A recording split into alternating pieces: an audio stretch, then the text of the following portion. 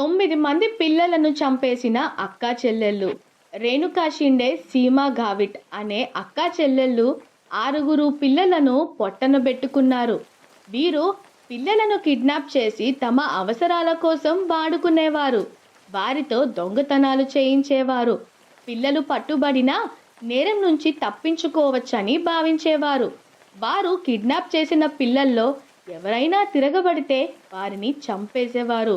తల్లి అంజనా ప్లాన్ ప్రకారం వీరు పిల్లలను ఎత్తుకెళ్లడం మొదలుపెట్టారు.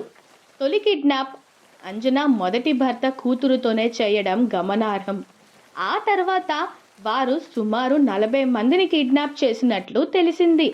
వీరు పిల్లలతో రద్దీ ప్రాంతాల్లో తిరిగేవారు. వస్తువులు దొంగలించేవారు. ఎవరికైనా పట్టుబడితే తాము పిల్లల గలవారని, ఇకపై ఆ తప్పు చేయమని చెప్పి సింపతితో తప్పించుకునేవారు. ఇలా వీరు ఎన్నో నేరాలకు పాల్పడ్డారు. అయితే తాము 13 మందిని కిడ్నాప్ చేశామని, 6 పిల్లలను హత్య చేశామని చెప్పారు. సుప్రీంకోర్టు ముగ్గురికి మరణదండం విధించింది.